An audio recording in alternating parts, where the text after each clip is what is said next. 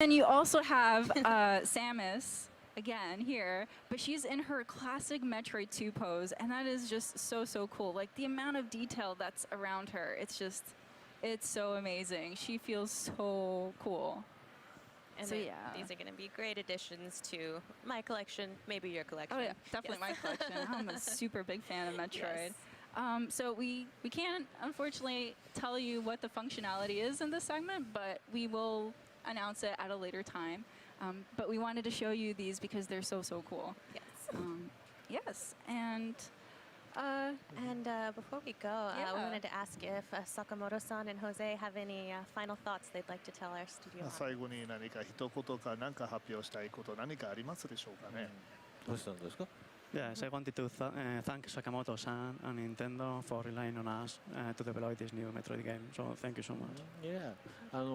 私たちもマーキュリー・スティームさんというすごくいいパートナーに巡り会えて2D メトロイドの可能性をすごく広げることができて非常にハッピーです。Yeah, I think we are very happy, of course, to have been lucky enough to team up with Mercury's team on this project, and we really feel that the world, the potential for the 2D Metroid franchise has really just opened up for us a lot. So thank you so much. そしてもう一つあれですよね、お知らせがあるんですよね。One other thing I'd like to talk about today. What is it? 実はまだ映画出ないんですか？実は今回のサムスリターンズではスペシャルエディションですね、特典付きのものも発売されます。Yeah, so we're going to launch and put on the market a special edition for Metroid Samus Returns. Oh, there it is. Oh, awesome. Oh, that's so pretty. So it also has on the cover the original pose from the Metroid 2 Return of Samus. So that's so cool. Yeah, and we've got a soundtrack there and reversible covers. So yeah, that's so pretty neat. The soundtrack is actually called Samus Archives. It's a music CD and it has about, I think, 25 tracks. 25, yeah. Yeah, and it's just a collection of all the games that have come out so far for the Metroid series featuring our beloved heroine Samus, including this one. So I hope you guys really... I'm super excited for it, so I hope you guys are too, and it's really cool treat. Yes, thank you so much for telling us about that, Sakamoto-san, and Yes. thank you, Jose. Thank you. All right. All right, so I think later today we're going to have a trailer. Oh, that's right. So one more treat for you all. So those of you that have a Nintendo 3DS at home, you're actually able to see the trailer that aired earlier today, and it actually, because you have a Nintendo 3DS, if you're able to put on the 3D functionality, you'll be able to see that 3D depth and display, and you'll just be able to see how isolated and cool and all that depth that's in Metroid. So we're really excited to have that available for you today, and you could download it for free on the Nintendo eShop. Yes, and thank you so much for tuning in. We're so happy to be able to show you Metroid Samus Returns. Thank you again, Sakamoto-san and Jose, for joining us and speaking with us. And please stay tuned. Next up, we have Mario plus Rabbids Kingdom Battle, so don't go anywhere. That's right. Thanks.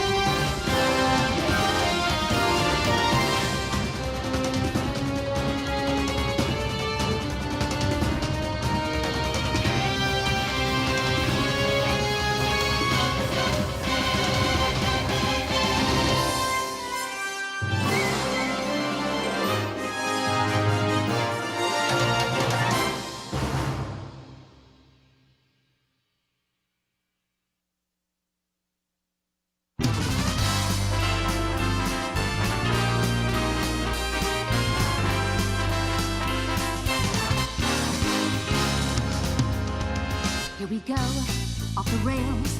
Don't you know it's time to raise our sails? It's freedom like you never knew. Don't need bags or a pass. Say the word, I'll be there in a flash. You could say my hat is off for you. Oh, we can zoom all the way to the moon from this great wide wacky world. Jump with me, grab coins with me, oh yeah. It's time to jump up in the air. Jump up, don't be scared. Jump up and your cares will soar away.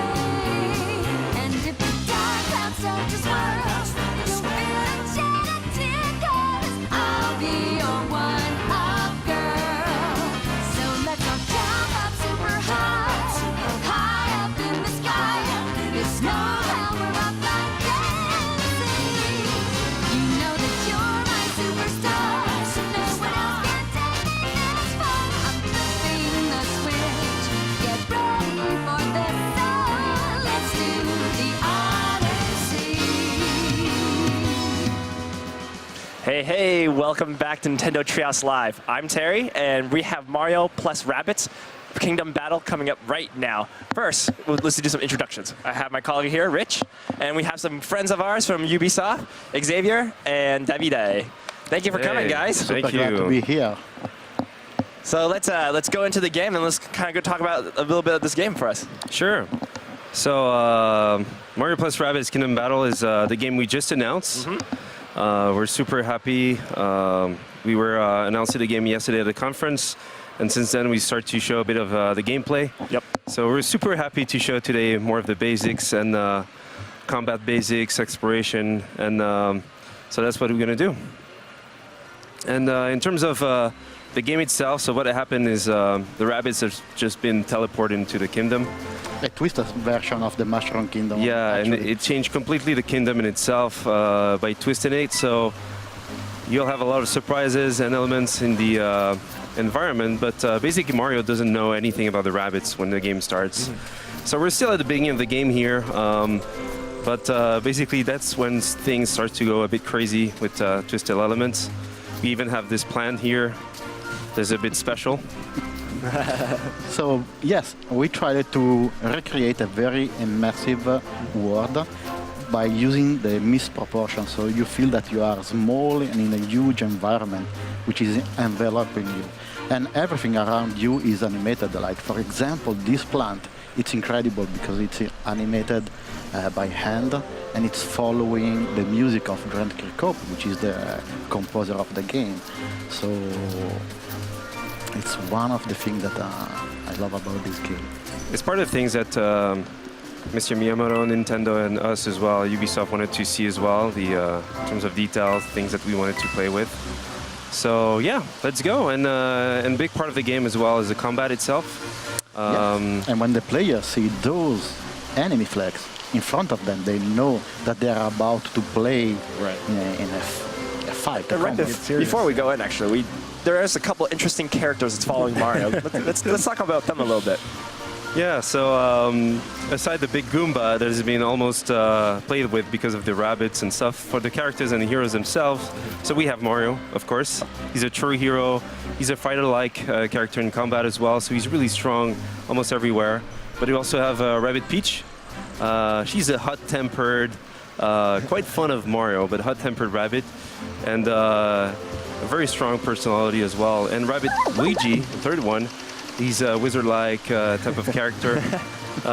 He's really clumsy, naive, but at the same time he's quite dangerous in combat and as the game progresses as well. So yeah, it's a nice cast, and this cast is the beginning cast. So as you'll progress into the game, you'll unlock new heroes. So you don't unlock the heroes at the beginning, you unlock them throughout the adventure. Now, can we say what other characters there will be in the game as well? Sure. Absolutely. So the player will control 8 heroes. We'll be able to choose between 8 heroes at the end. So that will be the player's roster. And we really wanted to play around this contrast between Mario character and the Rabbids one, like in order to create the humor. Yep. So if there is something that the Rabbids learn from Mario throughout the game is how to become heroes. And Mario learns how to crack the joke. So, are we ready to we get go some for the battle? fight? Yeah, let's do it. Let's do it. Yeah, go. definitely. So you switch from exploration mode to battle mode this way. So basically, when you see those two flags, you switch to battle mode, and you don't control anymore directly your characters. You control Beepo, little cursor you see in front, and this little guy, in fact, is telling you. You can tell him where to go, and the characters will follow. So that's a big difference between the two. And for us, it was a good match, between exploration and combat in terms of the feeling we have. So So let's as soon go. as you start the combat, a fly cam is showing you the battleground, but you can always use the tactic cam, which is a tool that will let the player observe the surrounding to decide what to do, the best move to take. And as you can see in the top right part of the screen, the mission objective, it's a rich area. So it's not really important to defeat the enemy there, but to really decide the best way, possible way to arrive directly at the objective. So the player will have two choices. Directly in front of the enemy, that seems a little bit risky, or moving a little bit on the right to use the cover and being protected. Welcome back, everybody. Welcome back, everybody. Nintendo's E3 presentation is over, and we've got plenty to talk about. I'm Jim Hatfield, and this is the post. At 11:15, we will have a live demo of Super Mario Odyssey. You don't want to miss that. Joining me once again to break down all of the Nintendo news, Daniel Krupa, Miranda Sanchez, and Brian Altano. Hey. Guys, what do you think of Nintendo this year? I'm incredibly excited about that. It really feels like they're firing on all cylinders. They gave us not one but two Metroid games today. Yeah. We heard about a new Pokemon game coming to Switch. We heard about let's pace ourselves here. Yeah. I'm very excited. Let's I've been get waiting started. for a lot of this for a long time. Let's talk about Metroid 4 first for the Nintendo Switch, and also Metroid, Samus Returns for 3DS. For the Switch, for Metroid Prime 4, we just got a logo reveal. Yeah. Was that enough to Very get you flashy. excited? Yes, I mean, so it's a cheap E3 trick. Let's get that out of the way. Sure. Just put up a logo, right? Especially you take an existing logo, you put a 4 next to it. Yeah. I could have done that in Photoshop on my phone. But we know this is happening. It's acknowledgement of an actual legit Metroid Prime sequel. What we do know is it's not being worked on by Retro. It's being worked on by a new team. Yeah, described as a talented new development team. But Tanabe, who oversaw the first 3 games, is involved and overseeing this one. Which is awesome. Yes. Yeah, that's so important to maintain just continuity and also After make sure such a the fans gap are as well. happy. Yeah. Kirby, are you surprised? I wasn't really expecting a new Metroid Prime. I think it's been gone so long now that if it wasn't an announcement, it wouldn't have surprised me. But it's kind of satisfying, like you say, it's a little bit of a cheap trick just to have the title treatment. Right. But it's kind of enough after such a long wait. Guys, Pokemon I think didn't Beyond Good even- and Evil went the other way with a full CG trailer. But I think that's just enough right now. It's obviously very early in development. If we could all go crazy for a Shenmue logo a few years ago at Sony's press conference, and we could do the same for Metroid. Metroid is such a just darling franchise to Nintendo fans. Many of us grew up with it. It's been around for so long that the IGN logo used to look like that. That's how long Metroid's been around. But the last Metroid we got was Federation Force, which was not really a Not Metroid even really, game. yeah. It's hard to call it that. We've only had really, if you think about, aside from Other M, there have been 3 specific Metroid Prime games. They were available for the GameCube and the Wii, respectively. We saw them get ported. We saw them again on Wii U, where you could download them. Motion controls were added and stuff like that. But for the most part, this is a franchise we haven't heard about in a long time. So I'm really interested in the way it's going to come back. The Switch is capable of some really incredible graphics. There is the ability to do motion control stuff with the Joy-Cons if you pop those off. Not a lot of people know that. But I think there's room here for a really fantastic Metroid Prime game. And it's time. Yeah, so coming to Switch, anything new that you want to see or anything that the series hasn't explored thus far? I think specifically, I know what I don't want it to do, and that's a lot of the stuff we saw in Other M, right? Which is had a lot of good ideas, but I think overall most Metroid fans understand that that's not really up there with, say, Super Metroid or the Prime games. The 2.5D to first person to 3D kind of stuff is not very necessary. I'm interested to see if it leans into a sort of more dynamic lock-on, move around, dual camera, analog control stuff, because first-person shooters have evolved a lot since Metroid Yeah, Prime. and because it's been such a hiatus for that series, I don't think it has to dramatically reinvent itself. I think people would like to see what those games did on the new hardware. Yeah. Right. Yeah. Well, so we've got an amazing new Zelda game already. The new Mario game looks amazing. Like, can Nintendo achieve that level of I think they're so incredibly smart, especially with these like long-standing franchises. You know, Zelda's been around for so long, and I think people not fatigued of Zelda, but you get used to its format. And they did some very smart reinvention for the series in Breath of the Wild.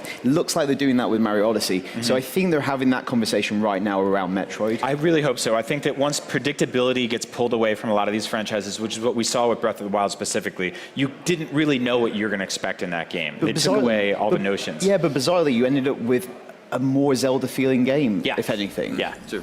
Yep. Amazingly, Metroid Prime 4 is not the only Metroid game that was announced today. Coming out soon on 3DS is Metroid Samus Returns, which is a remake of the Game Boy sequel Metroid 2 Return of Samus. Yes, which... I like the name change there. It's very simple, but it's like, it's a cool little remix, right? Yeah. And we're seeing a lot of devotion to that game in many ways, but what we're not seeing is how sort of murky and green and yellow that game used to be. That game used to have no map. It was very difficult to play. So they've added a ton of stuff that I think is going to make it much better. The combat looks a lot more fluid. You're seeing a lot of new options in terms of weaponry, which were not really in the original. The original had, just missiles and your basic proton shooter, and then you had a ball. That was it. So this is all taken away. We've got boss fights now that are way more cool. The map on the lower screen.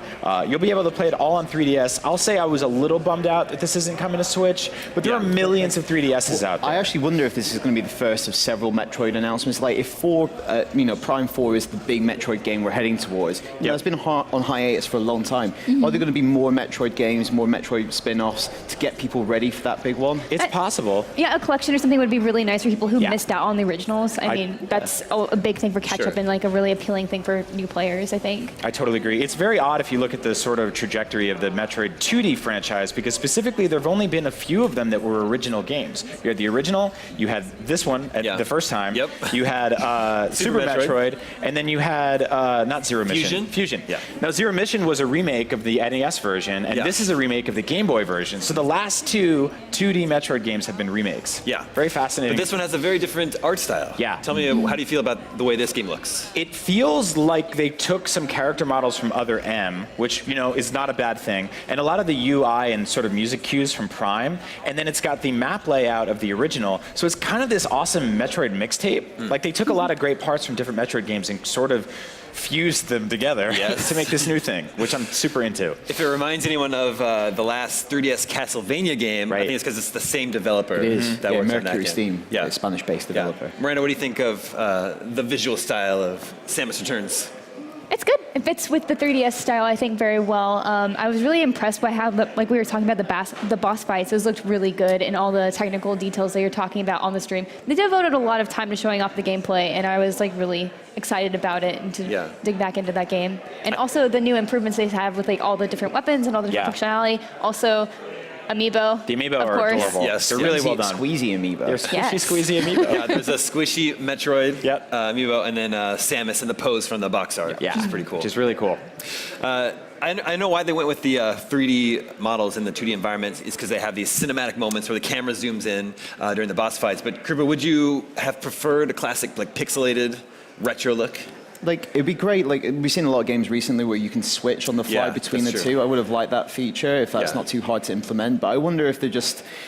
I suppose if you're introducing this game to a new audience, maybe there's a certain kind of look that you want to go for to get them in the door, so they don't kind of just go, oh, this is all retro game. Yeah, this is another old game. I don't need to play it now. Yeah, I get that. Okay, we also got the reveal of a new Kirby game, which is just called Kirby for now. What was your first impression of this one?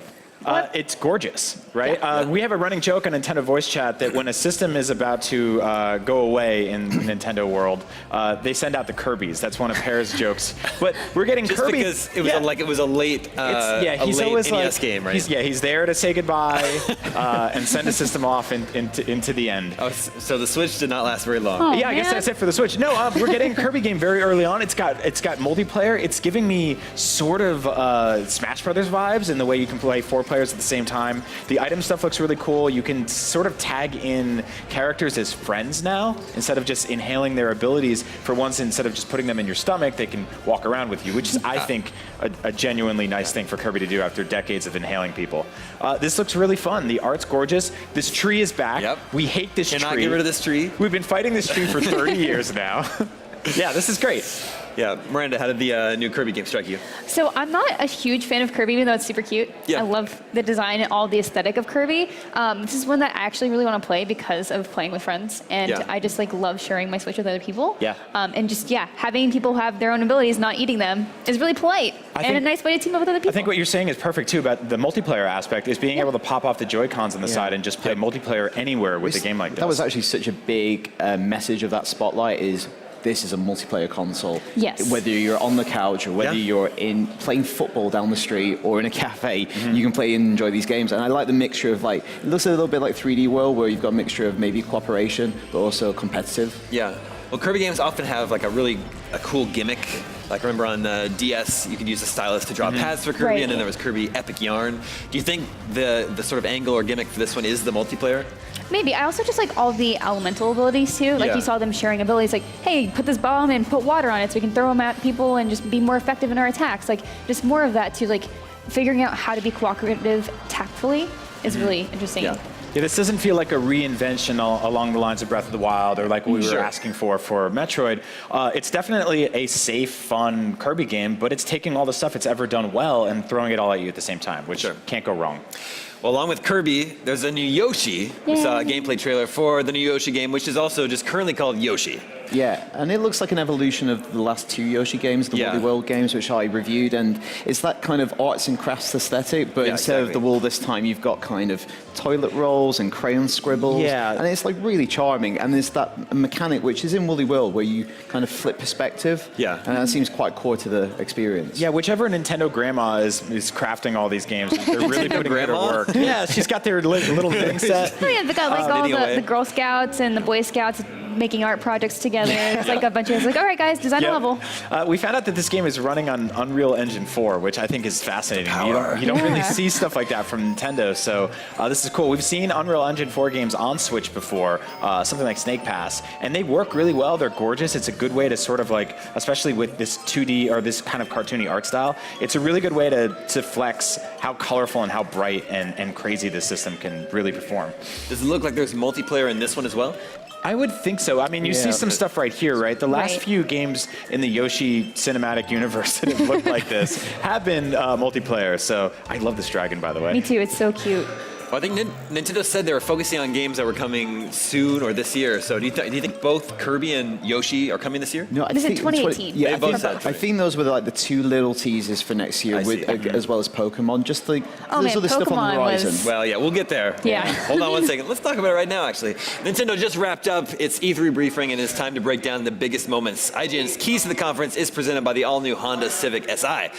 Number one, I mean, the biggest reveal had to be Super Mario Odyssey, right? Oh my God. Yes. There have been a lot of moments this E3 where people were shouting with glee here in the IGN War Room, but I think during that trailer it was just non-stop because there were so many cool things revealed. Dinosaur. Like shouting and laughter. Like the trailer begins in a brilliant way because it's great, like bait and switch, because it's not a dinosaur in Mario's art style, which I think is really important. This is that weirdness that we saw a year ago when he went to New Donk City and you saw people. Like he's going to places he's never even visited before, and that's why stuff doesn't even look like in the Mario style. Right. He looks like the T-Rex from Jurassic Park, which makes sense because they're making a universal theme park together. I mean, who knows if this is all coming together in that way.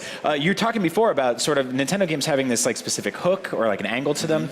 This new like hat possession mechanic is incredibly cool looking, and there's weird rules to it. Like you can't just go possess every Goomba, but certain Goombas I guess are dumb enough to fall for it, or if enemies are wearing a hat, you have to knock the hat off first before you can possess so them. How about just don't wear a hat if you're an enemy? Problem solved.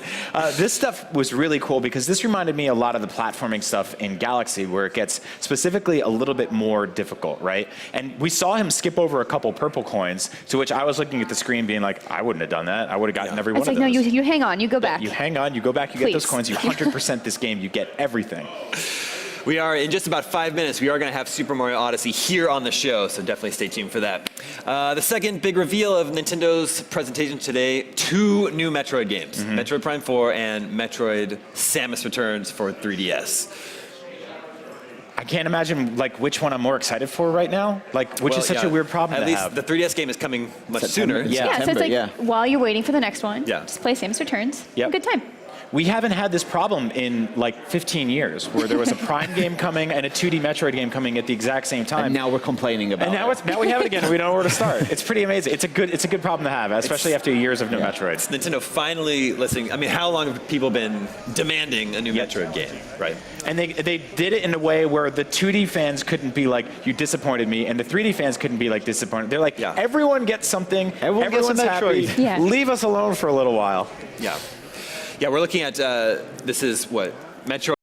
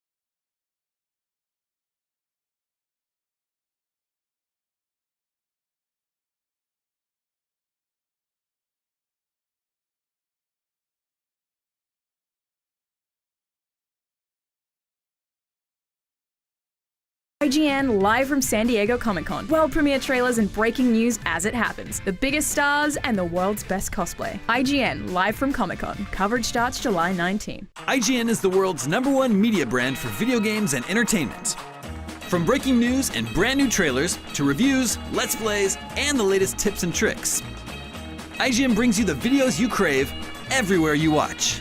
Whether you're on the IGN app, PlayStation, Xbox, YouTube, Facebook, Snapchat, or IGN.com, IGN's got you covered on everything you care about. IGN, the #1 source for video game fans worldwide. Did you know that IGN has an app that gives you all the tools you love right in the palm of your hands? It's fast, and you can save videos and articles for later, check your personalized feed, or check out all the latest reviews. Download it now on the iOS or Android App Store. 2 friends, 1 controller. IGN's Link Together turns Zelda Breath of the Wild into a co-op experience where Link is controlled by 2 players via splitting the Joy-Cons. Hyrule becomes a much more dangerous place, and friendships teeter on the edge. Check out Link Together Thursdays at 3 p.m. Pacific.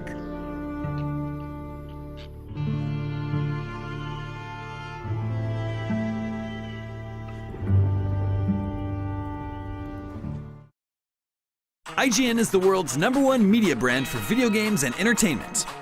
From breaking news and brand... Welcome back to IGN Live at E3. We're coming to you live from Los Angeles, and the show floor is officially open, and right now Dan Cooper and I have the game everyone wants to play. It's Super Mario Odyssey. I don't even know what else to say. Daniel, thank you so much for coming by. I'm excited. I'm screaming. I'm yelling. I'm happy. You can throw a hat at things. Let's calm down. Let's talk about this game. Okay. Super Mario Odyssey. Yes. So yeah, no, it's finally a great chance to reveal the trailer to everybody today. They're in this digital spotlight. I know the T-Rex kicked it off. All those cool mechanics of seeing the different capture abilities, using the Cappy for the first time. Get a chance to play that as well. Oh, so yeah. I think we have a slight hitch here. No, we'll get that fixed. So yeah, no, we got a chance to see all that, and now we're getting a chance to show off some of the game. This is actually in the Sand Kingdom. We're getting a chance to show off in the Tustarena town, really themed around Mexico, which actually one of the developers actually got a chance to go vacation. He went on vacation there. Yeah, he got a chance that Mr. Motokura got to go there, and he loved it so much that he's like, I want this in the game. So hence this became the wonderful theme that you get to see here around Tustarena town.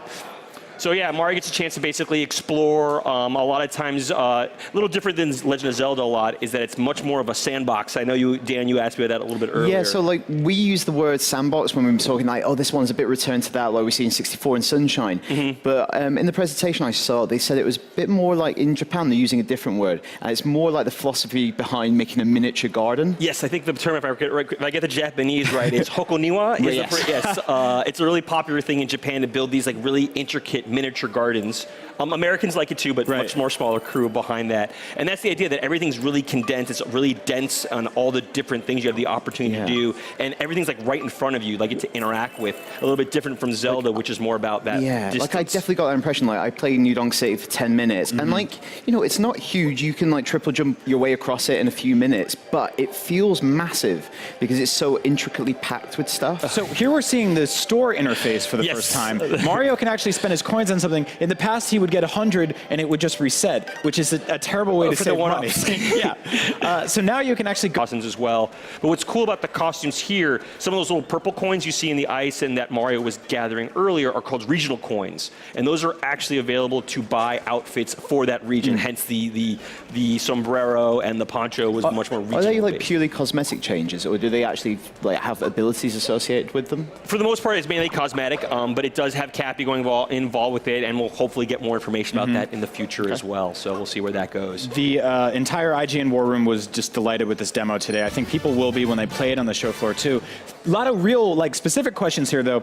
Sure. There's no more shines. Now we've got moons. Are the stars gone? It's moons. The moons are used to power the Odyssey, the ship that Mario is using to fly around as he tries to go save Princess Peach. Interesting. From the wedding that is happening with Bowser. So him and Olimar both have problems with powering ships, basically. That's good to know. Mario's at least landing. Yes. Mario does land, doesn't crash, so it's a lot. And there were a lot more moons than there were shines or stars in previous games. Yes, I mean, so far you've seen. I know you had a chance to play a little bit, Daniel. There's a lot of moons just in this one area alone, and that's a lot of what they want. The devs really want people to explore and discover all these different ways. And a little bit different from Mario 64, Super Mario 64, is that when you got a star, it would kick you out of the level. This time it's more about when you get a moon, you get to continue in the level. And I noticed that when you get one, it's like a description of what it is, but also like a date stamp. So it's almost like a log of your journey, which I really like. And then here right now we're using Cappy to go into the binoculars, and you have a chance to really see where could you go, where do you want to explore. And the binoculars we saw in 3D World, right? There was something like that. Yeah, there's something to walk up to in 3D World. It's really cool because you're seeing a lot of elements from older Mario games, but there's so much just incredibly new stuff here. One of the things I'm really impressed with so far is just the breadth and the scope in the variety of levels we've seen. And I think my big question is sort of, how will they all connect? We know we have the Odyssey that lets you travel from place to place. Is there a sort of like hub world, like kind of like Peach's Castle in Mario 64? Well, we really it's essentially you're going to be exploring all these different kingdoms. We really haven't explained how those are all going to connect yet. So far, the two kingdoms that we're showing off at E3 that people can play is one, this is the Sand Kingdom. The other is Metro Kingdom, where you get to go to New Donk City specifically and get to explore that area. The possession mechanism here that we're seeing with these hats, it doesn't work on everything, right? No. So it basically works. You have to be an enemy with a hat already. Well, not always with a hat. You have to kind of explore and to see, because if you notice, the bullet bills don't all have hats on them already. Right. Oh, and you got a moon. So it depends. So you kind of have to explore and experiment and see what works and what doesn't. When I was playing, I definitely felt I was being rewarded for just trying things out. And sometimes the reward was, hey, that was fun. But sometimes a moon just appeared. Yes. Which was awesome. That was really cool about that, too. And what's awesome about it, too, since as you were describing that sandbox mentality as well, is that there isn't one set path to do anything. You could simply try to experiment different ways. Like right there was, that's a dangerous area to go down that way. So we're just kind of looking at all different possibilities, and you can always backtrack to certain ways. You might find another secret you might have missed, like another moon. So you never know. You can always keep playing back and forth when you're playing through this. We're also like, if you look at the past Mario games, you would get a shine or you'd get a star, and many times it would end the level. Yeah. But here, it seems like you're grabbing these moons and you keep going. You keep going. So, because if you even have a chance, when Sarah's actually the person playing for us, which is awesome, when she gets out of this 2D area, which is pretty cool, where you even see Mario even keeps his Explorer outfit on when he goes into 2D. So we can bring up the map for a second. Oh, she's still capturing things.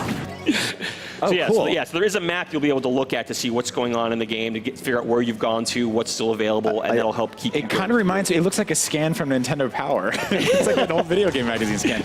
Now, the 2D stuff specifically that we just saw, it's a little evocative of, say, Link Between Worlds, Super Paper Mario. Obviously, Mario's got its roots in a lot of the games. The 2D stuff, how much of that can we expect to see in the game? Because it seems like it's sort of hidden in little corners. It is hidden in little corners, and that's the thing that it really harkens back to that old 8-bit era, and I'm looking forward to finding more of those myself, so we'll have to wait and see and what other elements are really brought to life in that 2D method. I do love that Mario can bring his costumes in, and you'll see them in 2D, which also reminds me of, say, something like Mario Maker, which had 100 different sprites you could choose from. The different suits you could try, yeah. So we're here just using Mario, just going back. We're going to go back into the 2D world again, so real quickly. Yep, and that ledge grab seemed like a move that's been sort of evolved over the years. He can kind of just grab it, flip up. It seems like it's going to lead to a lot of quicker, faster-paced platforming stuff. Definitely, for sure. And on top of that, too, there's even the elements of being able to even throw the hat and then jump off your hat as well. You can actually basically kind of hat stall. It's like, because also when it was presented, the recommended control scheme is actually motion control, separated Joy-Cons as well, because you can throw Cappy with a flick of the wrist. Throw Cappy with a flick of the wrist. You can even move both your wrists into a single direction, and the hat will actually rotate around you. When you're in the air, you can throw down, and the hat kind of throws down and rolls along the ground. But everything you can do using the Joy-Cons, you can replicate on the Pro Controller? Yes, you should be able to do all of that as well. I'm going to knock over a lot of drinks when I play this game in an airplane. Yeah, all this stuff is really cool here. It's also completely surreal because you've got these sort of realistic graphics. You've got the 2D Mario running up the side. Is there like an additional way? Could you just fly up this building or climb up a different way? Or? That's what they've really talked about, is that even though there's multiple solutions to everything, they're really curious to see what people will actually do and find instead that they haven't even thought of, which has been really interesting. Like just even how Zelda has done that, this game is also doing. Yeah, that's what it reminded me of, like how people have tackled shrines in really elaborate ways, because there's so many different mechanics in this game. There's so many ways you can transform. Yes. Yeah. You can get to these top of these buildings in New Donk City in innumerable ways. Yes. Like if you look at the way the speedrunning community has taken on classic games like Mario 64, I feel like people are going to be finding shortcuts and tricks in this game for decades. Oh, of course, yeah, no, and that's the best part of this whole thing, is that it keeps going on and on. How are you going to discover all those different moons? How are you going to find them, especially for the completionists, finding every single one? And what's helpful too, when you look at the map, there is a list that helps you break down a little bit of what's happening in that area as well. So it's not just find them all on your own. There's a little bit of help to get you through all. Right, and it feels like the kind of thing where you jump into a level, you're gonna be searching for stuff for a very long time. Yes. There's lots of stuff to find here, which is great. So because there's always, you brought up the speedrunners who will get the bare minimum to keep advancing, but there's still a lot of content for them. But then I prefer trying to find everything, like I did when I played Super Mario 64. Right. So I'm really excited for that. This as is well. a much more like demanding platforming section. Yes. Yes. So I failed on this. You failed. Yes, that's right. You start using use Cappy for this a little bit differently and trying to explore to the next area. And trying to dodge all the explosions that are going on in here, a little bit different than what we showed already. So yeah, no, I'm glad you got to play it too. Like what was the biggest surprise for you, Daniel, when you were playing through this? I love how brilliantly weird it is. It's surreal. All those transformations just make me really happy, because for me, like, a Mario game is a game that's bursting with ideas. Some developers would take one of these mechanics and make a whole game around it. Right. Mario has this mechanic, it's there for a level, and then it's discarded because there's another one around the corner. And I love that in the trailer. This guy I love right weird here. Stuff like the this. Moai. The Moai are another character you can capture. If you notice, when the sunglasses are up, you can't see everything. When the sunglasses pop down, you can see a platform appears. Oh, yeah. See, another game would build an entire game around that. So that's incredibly cool. So they have the Moai, so you're kind of running around this way. And I feel like between the experimentation of finding what you can throw your hat at and designing your character itself by trying on different outfits and stuff like that, there's a lot more customization than we've seen in almost definitely any 3D Mario game before. Yes. Okay, yes. When you have the glasses down, the Moai walks slower. But when it's up, you run faster, but you take the chance of good luck. And you don't look as cool. You don't look as everyone cool, knows sunglasses make you look cool. Don't look nearly as cool.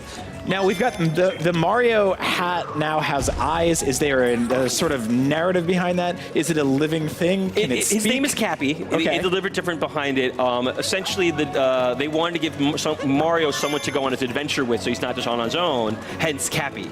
but we don't know the whole story behind who is Cappy, what is Cappy, and how it all ties into the main story. Does Cappy speak? Nothing to say at this time. Not yet. We'll see, because I don't see a mouth, I see eyes. Super Mario Odyssey is by far my most anticipated Switch game, I think. Many people. What sort of secrets can people look forward to finding on the show floor? Oh, geez. Without spoiling too much. Without spoiling anything. I mean, Daniel played it a bit too, but it's a demo you get to play, and we already had people who've been trying to play through the demo, and they played through like 20, 30 times, and they haven't found everything. I get nowhere close to any of this stuff. It helps a little bit. I think that we have a little bit, the timer's not fully running, so there's a little bit of a difference there. Seeing this is just surreal. There are moments where you're like, I don't even know if this is a Mario game or not. There's just so much insane things happening. I think the T-Rex does that, because it's like a realistic T-Rex. It's not in the Mario art style, and I like that idea that he's traveling so far from his like comfort zone, his home world. Yes. And I think that's it was really weird because cool. when you see the intro to that trailer, at first you're like, why is there a T-Rex? And then all of a sudden it turns around and has a little mustache, and Cappy's on top at the same time. So it's really interesting to see all the different characters will have the opportunity to take over and capture, like the Goombas, the Koopas, all those, the Bills, and see how that all breaks down. All right. Well, Super Mario Odyssey is out this fall? Yes. October? Yes. Yes. Do we have a day in October? I think, it is this fall. It is this fall. I don't This have fall. the exact We'll date. figure it out. I'll give you the exact It's also on the show floor right now, so Yes. if you're here, you can play it. Coming up next, we've got a special edition of Game Scoop Live at E3 in just a minute, so stay tuned. Pretty sure it's actually October 27th. I think you said. IGN Live at E3 2017 is presented by Atomic Blonde. In theaters July 28th. Catch an early screening on June 13th. For more details, visit the link on your screen. Someone set me up. Someone from the inside.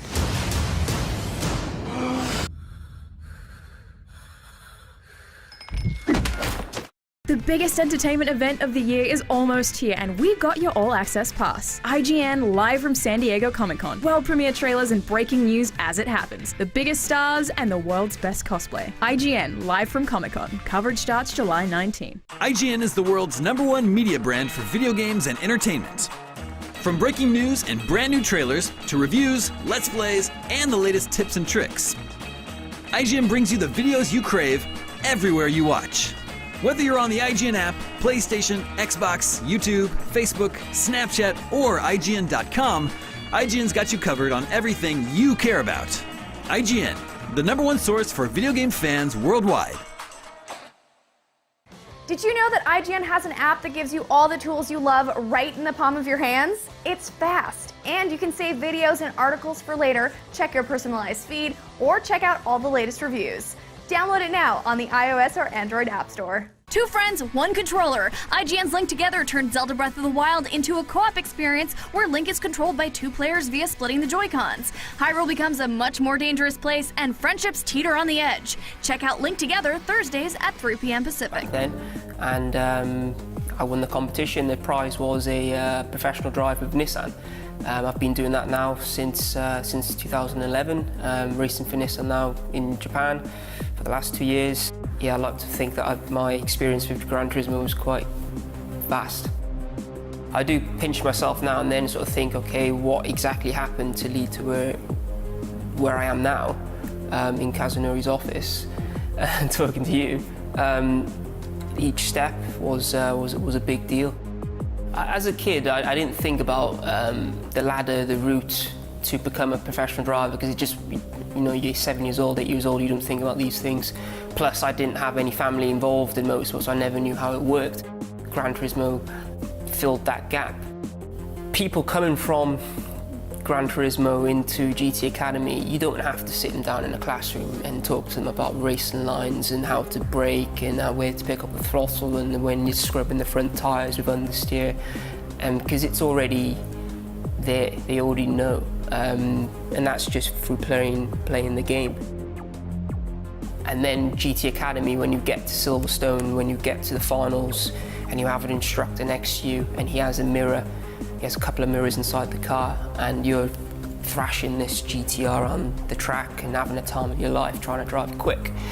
And he's angled the mirror so he's looking, he can see your eyes. He's not even looking where you're going, he's just watching your eyes. On games, no matter how big your TV is, your eyes never really need to move whereas in real life, they need to be you could be turning left, and you need to be looking 200 meters down the road, looking right. It's just a gaming trait that has to be cleared if you want to make the jump into real life.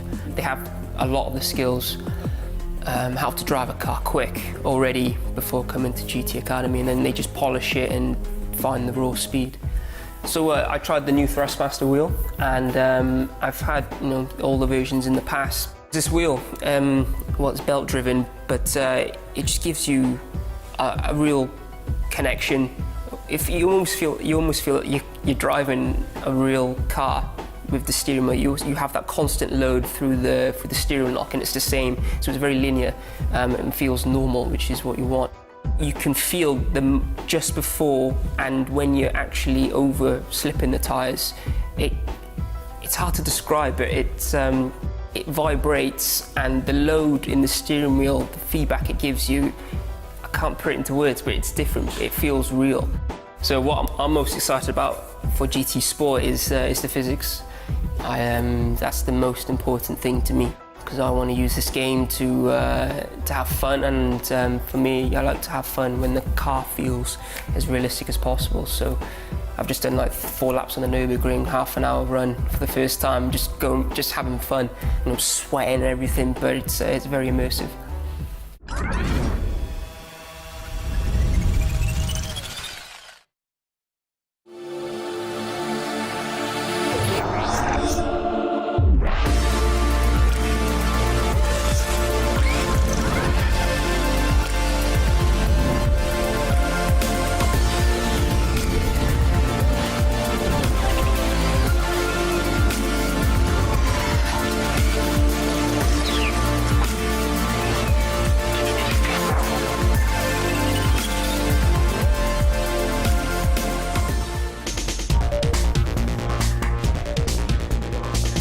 Welcome back to IGN Live at E3 in a special edition of Game Scoop. I'm your host, Damon Hatfield. Joining me today are Justin Davis, Sam Claiborne, and Lucy O'Brien.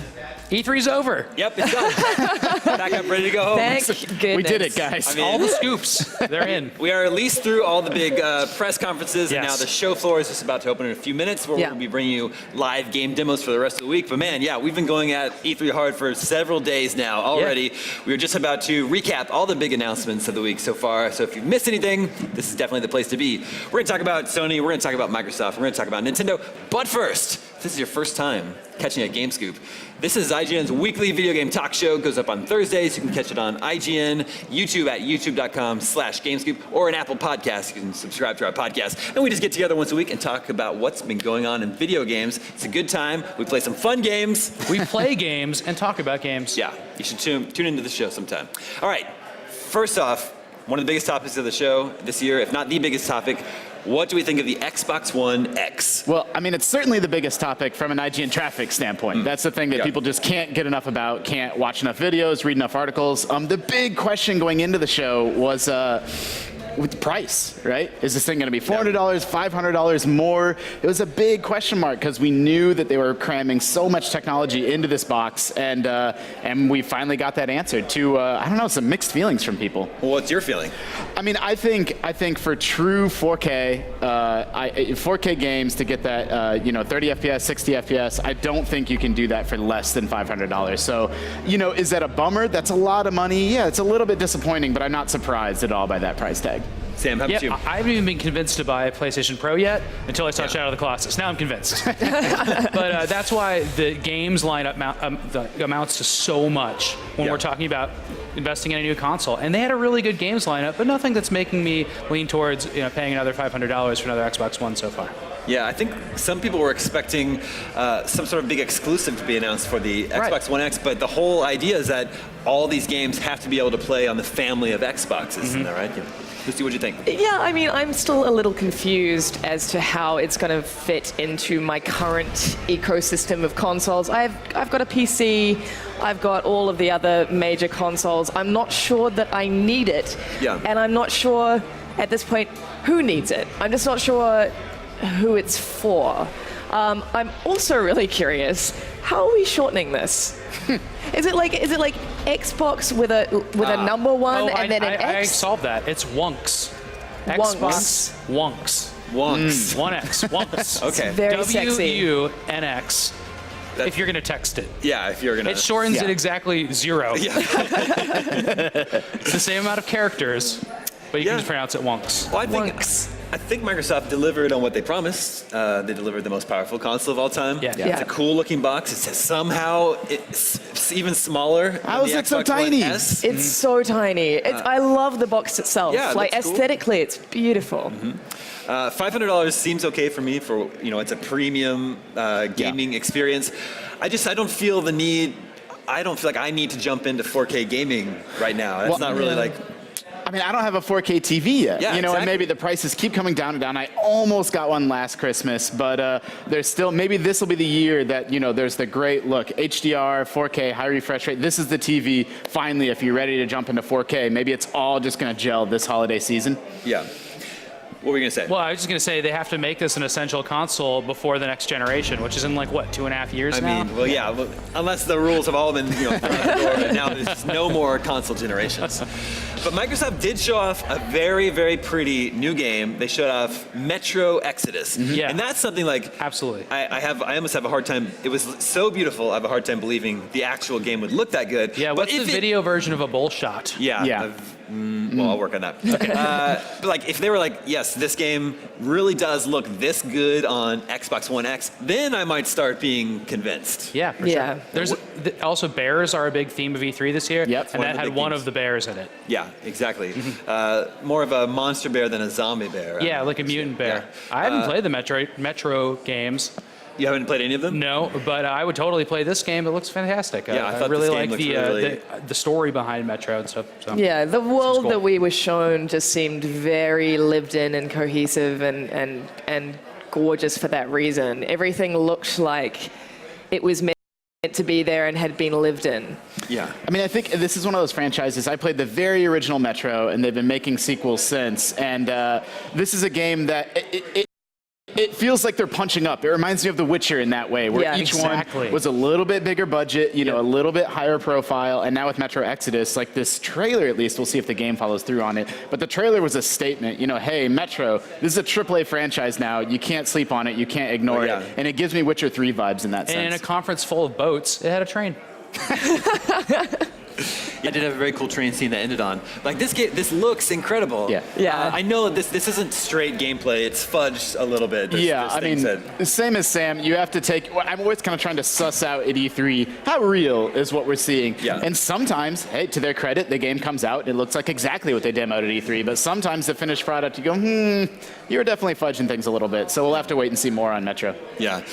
Like you said, well, I did play the last Metro game. It was probably 2010 or 11. Last Light was the last one? Yeah. Yeah. And it's cool. It's a good game, but not maybe what first comes to mind when you think of premier first-person shooters. So it is interesting that Microsoft would choose to align themselves with this game, show it off during their conference. Does that tell you that they really believe in this game? That they think it's going to be something special? Well, I mean, people were teasing Microsoft a little bit about, console exclusive, Xbox exclusive, and exactly what does that mean? Is it going to have some content that's not on other platforms, or is it coming out first on this platform? And I think some of that we're not going to learn until E3, like the exact nature of the relationship that all these third-party games have with the Xbox One X. Yeah. It worked. Our audience is really excited for it. I love how Justin already brought up traffic stats and what we can share, and that's one that's just really taken off. Yeah. It's interesting because I honestly haven't given two thoughts about Metro for a long time. I sort of thought that it was one of those series that had kind of just been quietly shelved. And it's amazing to see that people are so interested in this game. Yeah, for sure. At Microsoft's conference, they also gave us the debut of Anthem, the new big game from BioWare. And we finally have a little bit more of an idea of what this game's going to be like. What do you guys think? To me, it's my favorite announcement of E3 so far. I've been thinking about it. I mean, look, I think Mario looks great. I'm really excited for all the VR stuff. But for me, E3 is all about showing me something brand new. I'm a huge fan of franchises that have been around for decades, and I'm happy to see those heroes and worlds come back. But show me a new world, show me new characters, new ideas, and that's where Anthem really delivered on the promise of E3 for me. Sam, what do you think? I don't know what it is. It looks like it's a shooter, but if it's part Iron Man, then I really want to play it. If it's all shooter, I don't really care that much, especially if it's going after that kind of Destiny vibe. I'm a single-player gamer. Yeah. That's why I'm so excited for Metro. That's why I'm not excited for this. I see. Yeah, I mean, I sit somewhere in the middle. I didn't get new, unique vibes from this game at all. In fact, it looked to me like a bunch of games that I'd already seen crammed into one universe. It was a little bit Horizon. It's a lot Destiny. Yeah.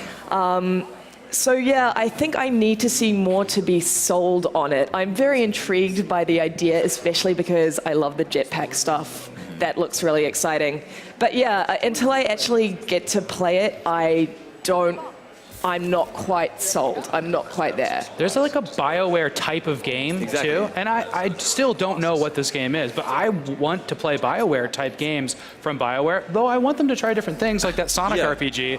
I still will always look forward to the BioWare RPG. If it's a Destiny with a great story, which is what we've come to expect from BioWare, then I'm in. Yeah. I mean, if that's the elevator pitch, I'm down. I mean, what they've shown here of Anthem is absolutely gorgeous. But like Sam, it just makes me imagine playing a KOTOR that looks like this, right? That looks this beautiful. But I love the verticality of it. I love that you start way up here at the space and you go all the way down to the ground, to the forest, underwater. That was all the best part. Really we cool. cheered in the room when that happened. Yeah. But then they bring in the multiplayer stuff and the loot aspect and all of the Destiny aspects of it too, which, like Sam, I'm more of a single-player gamer. But I agree with Lucy. Nothing wrong with multiplayer. Nothing at all. It's just my preference. But like Lucy said, if they are able to work in that great BioWare storytelling into the Destiny model, maybe that would really hook me. Justin, what do you think? Yeah, I mean, I think every E3 press conference is always trying to kind of cast a spell over you, right? Like, don't ask too many questions about when is it coming out, does the game really look that way?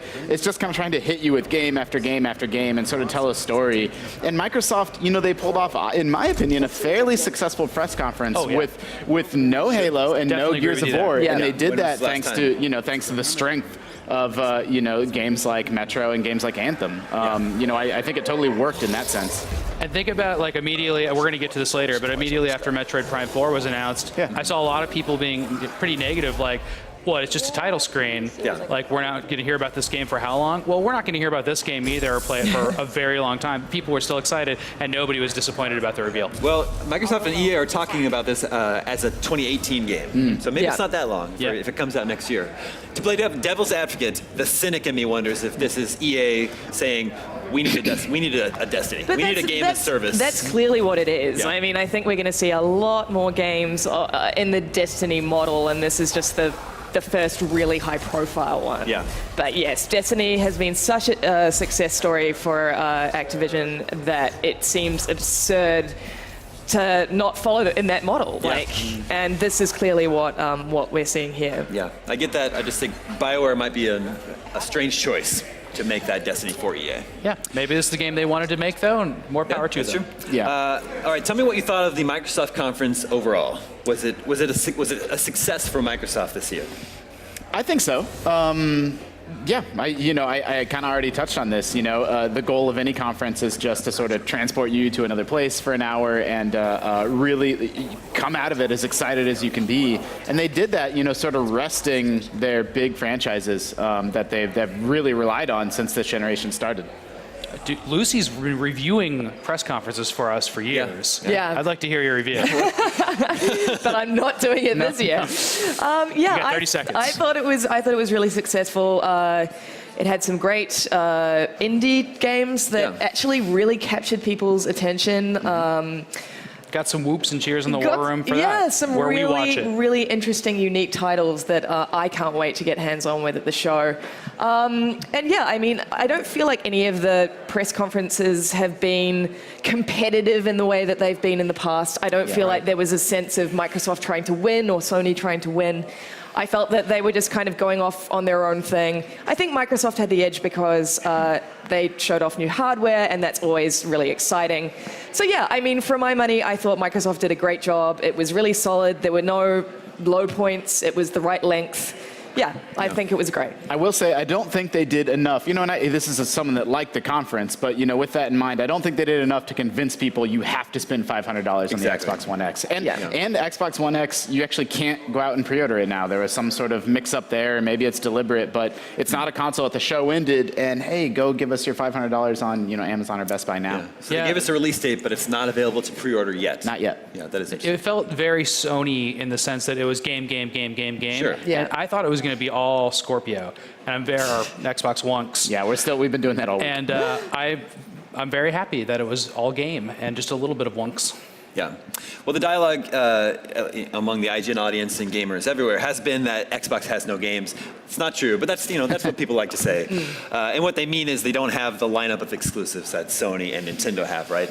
Microsoft wasn't able to change that dialogue, I don't think. They did show off a lot of games, and a lot of games that focus on multiplayer, online multiplayer. I think they're really trying to engage the Xbox Live audience. So I think something like PlayerUnknown's Battlegrounds, Sea of Thieves. You're not talking about Cuphead.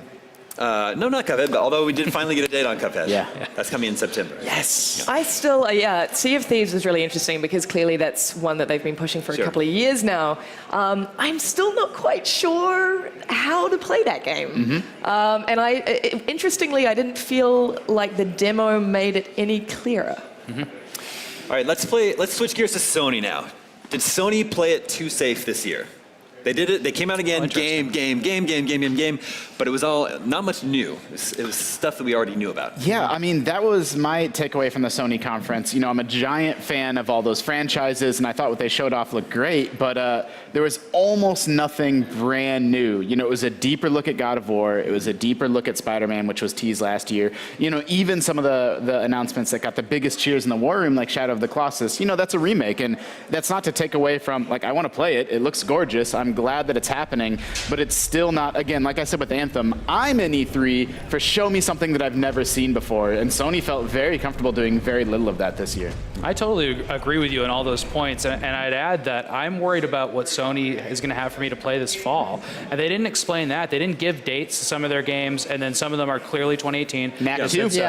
But VR is going to be back this fall, and there was a cool reel of wacky VR games, including the Final Fantasy fishing game, which is just hilarious. But are you excited for Shadow of the Colossus? Of course. I mean, that's got to be one of the biggest surprises. I think that's one of my show, top right? 3 announcements at this show. I think it's so exciting to be playing a new Shadow of the Colossus game. That's the same game. That's a perfect game. It's going to look great. Yeah. I thought that announcement, Sony traditionally has kind of banked on a sense of theatricality in their press releases, not press releases, in their press conferences. And that was kind of missing this year, but as soon as that Shadow of the Colossus trailer started playing, I felt it again. I was like, yes, you guys know exactly what you're doing. What's out first, that or Final Fantasy VII? It's amazing. No, I think Shadow of the Colossus appears to be farther along somehow. Final Fantasy VII. It's amazing that we knew exactly what it was when we saw the horse's legs. We knew it was Shadow of the Colossus somehow.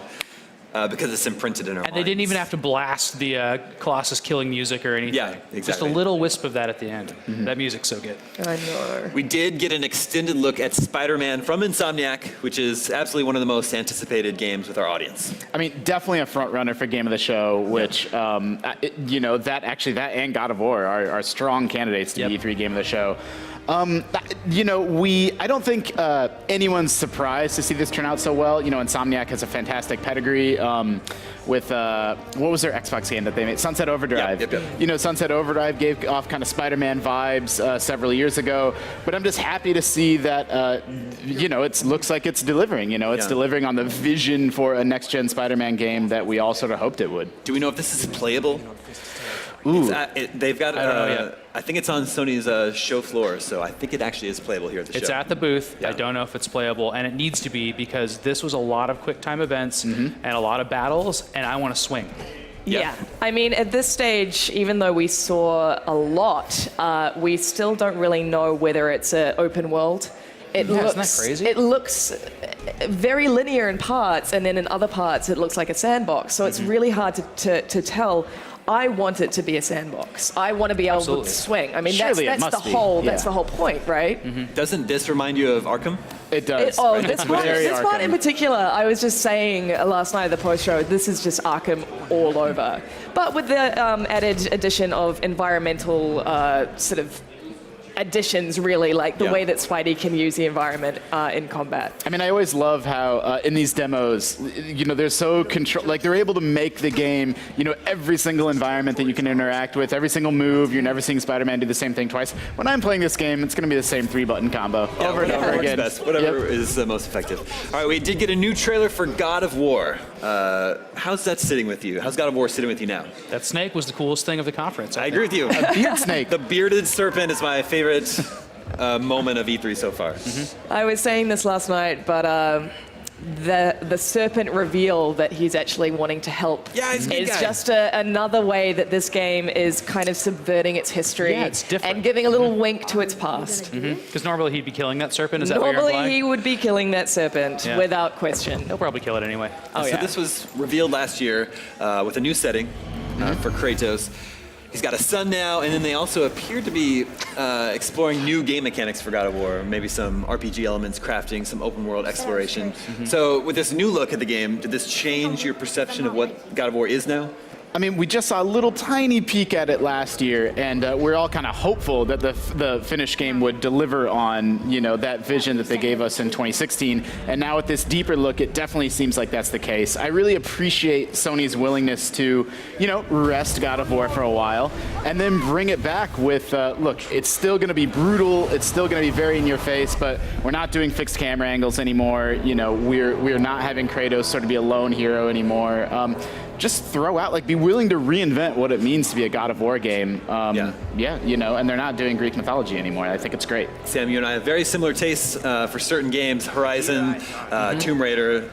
How is God of War sitting with you? So as soon as I see a vista, a beautiful scene, and I know it's like I can go anywhere in it, plus there's giant monsters, I'm sold on that. Yep. Justin, you said this is a potential candidate for Game of the Show. I think so, yeah. I mean, it was our runner-up for Game of the Show last year, lost to Zelda, which, obviously ended up being... We were right. Yeah, we can't climb everything in God of War. Yeah, so, that little tiny glimpse impressed us so much last year that this has to be on the short list for Game of the Year this year. All right, Sony also showed an extended look at Days Gone. Lucy, what do you think of the new look at Days Gone? Yeah, I mean, I think that we were all a little bit like, what was that? After the demo last year, which was very much just focused on running away from a giant zombie horde. And this year we were shown a few more mechanics, how this character can distract zombies, and there are other enemies. It's not just a running away from zombie game. There are humans. There was the zombie bear. I think it looks a lot more interesting. I still want to see more. I still I can't get the sense of it as a sort of cohesive whole yet. But yeah, I'm really excited by what we saw last night. I wasn't impressed. Really? I don't intend to be too dismissive. This is still a game that maybe the finished product could absolutely turn out and be fantastic and worth people's time. But if I never see someone, grab an enemy from behind and pull him into the bushes again, I'd be all right. It feels very 10, 15 years ago. Again, this game could come out and be fantastic and absolutely worth playing, but as an E3 demo, it didn't build my hype level. Sam, how about you? There's just one cool thing I know. I agree with Justin on this and Lucy. There's one cool thing I noticed is that every zombie that you see is kind of making its own decision. Yeah. And when you have 100 of those on screen, that's a really impressive era we're in with on-screen AI.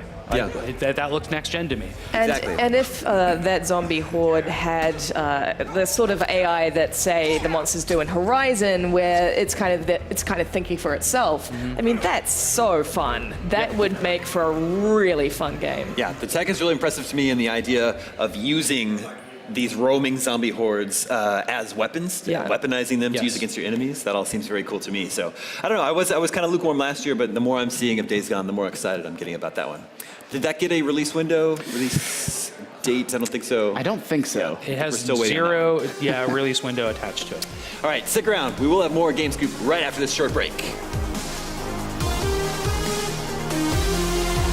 IGN Live. The biggest entertainment event of the year is almost here, and we got your All Access Pass. IGN live from San Diego Comic-Con. World premiere trailers and breaking news as it happens. The biggest stars and the world's best cosplay. IGN live from Comic-Con. Coverage starts July 19. Two friends, one controller. IGN's Link Together turned Zelda Breath of the Wild into a co-op experience where Link is controlled by two players via splitting the Joy-Cons. Hyrule becomes a much more dangerous place, and friendships teeter on the edge. Check out Link Together Thursdays at 3 p.m. Pacific.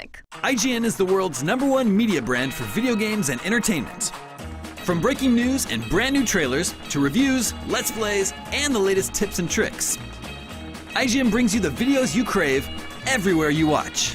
Whether you're on the IGN app, PlayStation, Xbox, YouTube, Facebook, Snapchat, or IGN.com, IGN's got you covered on everything you care about. IGN, the #1 source for video game fans worldwide. Did you know that IGN has an app that gives you all the tools you love right in the palm of your hands? It's fast, and you can save videos and articles for later, check your personalized feed, or check out all the latest reviews. Download it now on the iOS or Android App Store.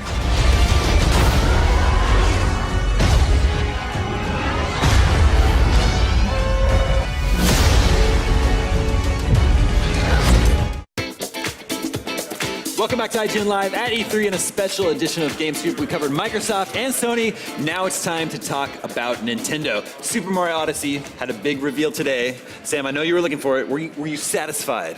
Odyssey, yeah, it looks incredible. More hats than ever. No, but seriously, I really like the new world they showed, and I like how it looks like a completely new Mario game with a new mechanic. It's not all about jumping. It's about like inhabiting these things and actually thinking through puzzles in a different way, and also a lot of jumping. Yeah, there's been many moments at E3 this year where the IGN War Room erupted in like shouts and cheers and laughter. But during this Mario Odyssey demonstration, it was just constant because there's so many cool things happening in this game. And the music itself alone, if you guys didn't watch it with sound on, watch it again. It has some good tunes in it. And it has 8-bit pixelated Mario in it too. Yeah. And it's only 4 months away. A game comes out in October. Yeah, so exciting. Actually, I think it comes out the same day as Assassin's Creed and Wolfenstein 2. So we have some very serious choices to make in our lives coming up soon. Yep. Nintendo also announced Metroid Prime 4. We just got a logo. But Justin, what do you think? Is this is Nintendo finally answering fans' demands for more Metroid? I mean, it's not Retro making it. You know, they didn't make a big stink about that on their press conference. We found out kind of afterwards that it's a new team. So, you know, new team, we'll have to see. Like, I kind of don't know what more to say than that. You know, the Metroid Prime saga, to me, was kind of finished. I'm the world's biggest Metroid fan. Super Metroid's my favorite game. So I'm glad that Nintendo, you know, is finally giving Metroid some love. But without Retro behind the wheel, you know, we're kind of have to take a wait-and-see approach, I think. Lucy, what do you think about the reveal of Metroid Prime 4? Yeah, I mean, it was, from my perspective, I'm not a huge Metro person. I'm very excited that it exists, but really that's all there is to say about it. It exists. Well, at least it exists in concept. We have no idea how far away this game is. I don't expect to see it for a few years. Well, I got to hear from Sam. He's a big Metroid Prime fan. Yeah, if I could turn on the waterworks again, I would. But I think one important thing that just that title screen tells us is that it's not Metroid Other M. It's not a new Metroid spin-off. This is Metroid Prime 4. And that means there's 3 amazing games to just copy and do those. They already did it right. You know, that's good news. Nintendo announced another Metroid game for 3DS that's coming very soon in September. That's a remake of Metroid 2 on Game Boy. They announced new Yoshi, new Kirby. They announced a brand new full mainline Pokemon RPG is coming to Switch. First time ever coming to a home console. So what do we think of Nintendo's performance overall this year? I mean, it was very thin. I was surprised to see no Smash, get Mario Kart, or Smash not get the Mario Kart treatment. I kind of think, like E3 last year, they only had Zelda. And this year they didn't only have Mario. They had a few other announcements. So it was really all about Mario. And it kind of doesn't matter if your E3 presence is that thin if the one thing that you have to show off or blow out is like that good. And I think Mario does look that good. I think, like Spider-Man and God of War, I think it's a front runner for Game of the Show. Sam, what about Nintendo's overall performance? Yeah, if it was all Mario, I still would have been happy. But like Justin, I come to E3 to see complete surprises, and they may have been kind of like squeezed in there, but they had them, and I'm incredibly excited. Lucy? I mean, I was pleasantly surprised because I thought it was going to be all Mario. So I was surprised to see that there were other games announced as well. One thing that was pointed out to me after was that a lot of the show was very much, this is a concept. We didn't get dates. A lot of the time it was just sort of a brief trailer or a title screen. So in that regard, it was a little bit disappointing, but I'm still happy with the announcements. All right, we have to move on to some of the other big games of the show. Star Wars Battlefront 2 from EA. They unveiled a big multiplayer match, and some people are finally starting to see the single-player campaign that was lacking from the first game. Justin, what do you think? I mean, EA got the Star Wars license, I'm not sure how many years ago, and our minds just went wild with well, BioWare could be back, Visceral, all these companies. And Battlefront, while it was great, for me, it didn't have staying power, because it was just kind of this fairly shallow multiplayer-only experience. We're getting a Star Wars campaign, with new story, voice acting, new characters, that still hasn't really sunk in for me yet. So, yeah, I mean, this is definitely one that I think it answered. I mean, that was EA's marketing line, but I think they're totally right that it answered all the sort of fan complaints or concerns about the original. Sam, you're a big Star Wars fan, but as we said, not a huge multiplayer gamer, so is Battlefront 2 speaking to you? Yeah, I got to see a little bit of the single-player campaign, a little bit more of it, and there was a really cool scene with this robot playing the Emperor, or, there was some kind of recording of the Emperor on it, and it was just a really cool, wacky idea that's in Star Wars lore right now. And that scene was acted well. The facial animations are really great, which is important for EA right now, right? Because of Mass Effect stuff. Yeah. And that was all really exciting. And then the gameplay was a lot of, shooting rebels in a spaceship. The gameplay was what we've seen before a million times over. Totally. But you're right, I jumped during that bit with the robot Palpatine. It was terrifying. Yeah, it was good. It felt new. Well, after many leaks, Ubisoft finally debuted Assassin's Creed Origins. Lucy, do you get the sense that this game is going to rejuvenate the Assassin's Creed franchise? Well, I mean, that's what we say with every new Assassin's Creed, right? Yeah. Will this be the one? Yeah, I think it looks beautiful. I'm hoping that Ubisoft has learned from its past mistakes and doesn't make it too busy. But yeah, I'm excited for it. I love the Eagle tech that they're using. I think they're actually calling it Eagle tech. Eagle tech. Yeah, I'm excited for it. It looks stunning, and I just love the fact that it's set in Egypt. I think that's a really cool new setting for Assassin's Creed. I think it's the best setting, definitively, for Assassin's Creed. It's the one I always wanted. It makes sense, right? It seems like the perfect fit. Yeah, there's cool dungeons and temples to explore and stuff like that, and then there's a giant, cool open world that's very pretty. Justin, I know you're a big fan of Assassin's Creed 4 Black Flag. Is Origins speaking to you? No, not really. Again, it's sort of the same as Days Gone. I do want to play it for myself and make up my own mind, but it is very, very different, which, I commend Ubisoft for that, but I don't know that it's different enough. We also saw a trailer for Beyond Good and Evil 2. It actually exists. It's actually happening, 13 years later, 14 years later? Yeah. Sam, what do you think? Well, I do know that we're going to be getting some more information on that game at the show, and it is a game. It's not just a trailer so far. That's really exciting. I want to hear so much more about it before I make any calls. But I loved that series. I love that one game. But here's the thing. There was nothing to play on GameCube at the time, and it was like a Zelda-like, and that went a long way. So I think a lot of people have very fond memories of it for that reason. It filled a gap that just didn't, it was a special time. Justin, did you play it back in the day? Dude, I love Beyond Good and Evil. I'm so happy the sequel exists. The tone of the trailer, it's very mature and M-rated, lots of F-bombs, it's very gritty. Different. Yeah. So, the original was a woman and her camera and her staff, kind of trying to take down, it was a very, take down a corrupt government. It was a very sort of warm game, with themes of family, and so in that sense, I kind of don't know what to make of Beyond Good and Evil 2. I hope it doesn't veer in a completely different direction. It seems like it is. So I have very mixed feelings. I'm very, very glad it exists. I hope it doesn't forget why we all like the original. Yeah. Well, at both the Ubisoft and Nintendo shows, we finally got to see Mario plus Rabbids Kingdom Battle. I think that's how it's pronounced. Yeah, not Mario that's and exactly Rabbids. how it's pronounced. Yeah. There was some skepticism about this game, but Lucy, now that we actually know what it is, what do you think? Well, I mean, it's so absurd. And once you get over the absurdity of it and look at what the game actually is, and it's strategic. It's more like XCOM than a Mario game or a Rabbids game, which I think was a pleasant surprise for everyone because we just were like, oh, this is going to... I mean, I'm sorry, I was just like, this is going to be so dumb. But then, you know, I was so pleasantly surprised that there is actually depth to the gameplay. Yeah, I'm intrigued as well. You know, I'm a big tactics, turn-based strategy fan, and I like XCOM, so it's like, well, maybe it's going to be worth trying to put up with the Rabbids to play this game. I completely agree. You're going to have to put up with the Rabbids to play this game. All right, it is time now for the biggest upgrades of E3 presented by 5 Hour Energy. Upgrade number 1, Xbox One X. You know, Microsoft has been promising most powerful console of all time, a mid-generation hardware upgrade. And we talked about it a little bit at the top of the show, but let's reiterate. Did Microsoft successfully sell people on Xbox One X? I mean, if you have a 4K TV, you have to give the Xbox One X a very, very close look. It's going to be the cheapest way to get, you know, really excellent 4K gameplay. If you don't, I don't know that it did quite enough to really push people, you know, over the finish line with that. Yeah, we'll see. Upgrade number 2, Shadow of the Colossus. Sam, this is a big surprise this year. We got, yesterday morning, we'd heard that Sony had quietly re-upped on the trademark for Shadow of the Colossus, and then it's not just a port, it's not available on PS Now, it's a full remake of the game. Is this an upgrade that people are really going to be excited about? You know, there was one problem with Shadow of the Colossus, and it seems like really nitpicky, but it had frame rate issues, and when you were out there riding, and it was the most beautiful scene you could ever see, it stuttered. This could fix that, and then it would be an even more perfect game. That's true. There are also a bunch of colossi that were cut from the original game, isn't that right?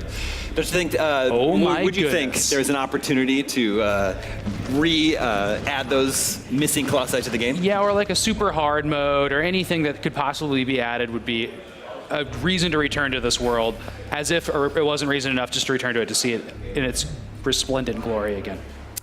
All right, and upgrade number 3, Beyond Good and Evil 2. Lucy, do you get the sense that it's been so long since the original Beyond Good and Evil, the original game didn't even sell that well. Are they going to be able to get modern gamers on board with this game that they may have not have even heard of? I hope so. I mean, my verdict is obviously still out because we didn't get to see very much, and obviously the tone seems very different to the original game, just as Justin was saying earlier. But this is why I come to E3, is for these kinds of announcements. I mean, Beyond Good and Evil 2 was almost as like mythical as Half-Life 3. Exactly. And so actually to sort of see that reveal happen in real time was a huge rush, and I'm just so happy it exists. Yeah. I want to see more, of course I want to see more, but right now I'm just so happy it exists. Well, I think you were saying last night, this is one of the few remaining games that people were hoping for a long time. Final Fantasy 15, Final Fantasy 7 Remake, The Last Guardian, Beyond Good and Evil 2, and now it's like, hey, Half-Life 3 is like the last one. Yeah, it's the last one. So E3 2018, Half-Life 3. Scoop. Oh my gosh, there's so much more to talk about, but we are out of time. That does it for this edition of GameScoop Live. You can catch new episodes of GameScoop every Thursday on IGN and YouTube.com/GameScoop, or subscribe to the podcast version, your choice. Stick around because we've got exclusive gameplay of Ubisoft's Skull and Bones and a whole lot more on the way when IGN Live at E3 continues.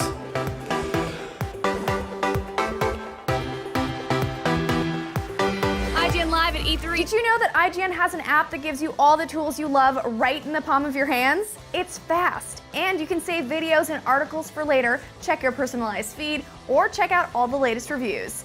Download it now on the iOS or Android App Store. The biggest entertainment event of the year is almost here, and we got your All Access Pass. IGN live from San Diego Comic-Con. World premiere trailers and breaking news as it happens. The biggest stars and the world's best cosplay. IGN live from Comic-Con. Coverage starts July 19. 2 friends, 1 controller. IGN's Link Together turned Zelda Breath of the Wild into a co-op experience where Link is controlled by 2 players via splitting the Joy-Cons. Hyrule becomes a much more dangerous place, and friendships teeter on the edge. Check out Link Together Thursdays at 3 p.m. Pacific. IGN is the world's #1 media brand for video games and entertainment. From breaking news and brand new trailers to reviews, let's plays, and the latest tips and tricks, IGN brings you the videos you crave everywhere you watch. Whether you're on the IGN app, PlayStation, Xbox, YouTube, Facebook, Snapchat, or IGN.com, IGN's got you covered on everything you care about. IGN, the #1 source for video game fans worldwide.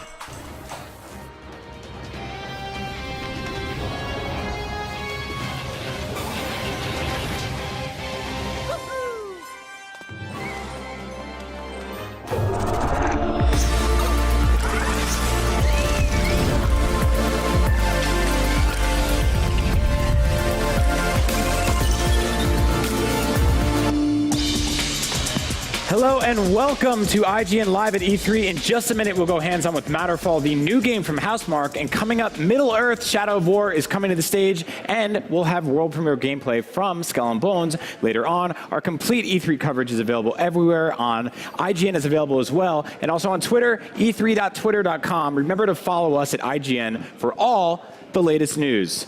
Here we got our schedule coming up right here. Very, very busy day. Now, Housemarque is known for fast-paced, intense score attack games like Super Stardust and Resogun, and they're here at E3 with their latest Matterfall, and Yari is here to walk us through it. Yari, thanks for coming on, man. Yeah, thrilled to be here. Good to see you. So I'm a huge fan of your games. I've been playing arcade, twitchy shooters my entire life, which I imagine you guys have as well.